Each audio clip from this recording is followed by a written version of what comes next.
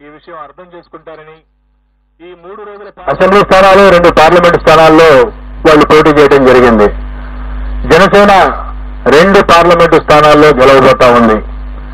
అలాగే అసెంబ్లీ స్థానాల్లో పిఠాపురం నుండి పోటీ చేసినటువంటి జనసేన పార్టీ వ్యవస్థాపక అధ్యక్షులు శ్రీ పవన్ కళ్యాణ్ గారు భారీ మెజార్టీతో గెలవబోతా ఉన్నారు. అలాగే ఆ పార్టీలో మరొక ముఖ్య నాయకుడైనటువంటి శ్రీ నాదెండ్ల మనోహర్ గారు గుంటూరు జిల్లా తెనాలి నుండి గెలవబోతా ఉన్నారు.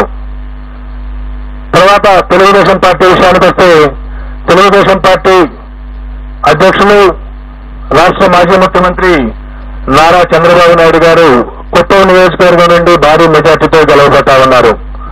అలాగే వారి తనయుడు మాజీ మంత్రి శ్రీ నారా లోకేష్ మంగళగిరి నుండి గెలవబోతా ఉన్నారు. అలాగే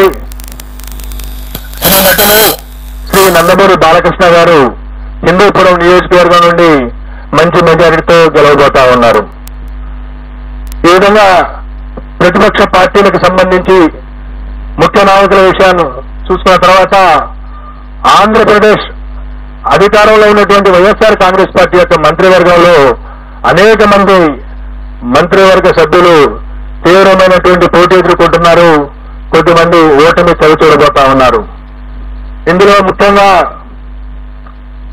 మనం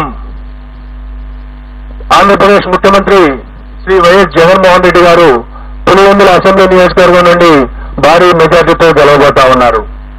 అలాగే సిదిరి అప్పలరాజు గారు ప్రస్తుత మంత్రి పలాస నుండి ఓటమి చవిచూడబోతా ఉన్నారు. అలాగే ధర్మాన ప్రసాదరావు గారు శ్రీకాకుళం అసెంబ్లీ నియోజకవర్గం నుండి వారు గట్టి పోటీ ఎదుర్కోబోతున్నారు.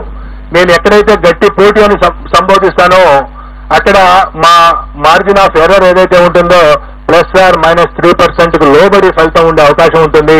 కాబట్టి +/- 3% ఉన్న దగ్గర నేను గట్టి పోటీ అని సంబోధించడం జరుగుతుంది. అలాగే పీడిక రాజన్న దొర సాలూరు అసెంబ్లీ నియోజకవర్గం నుండి గెలుపొందబోతా ఉన్నారు.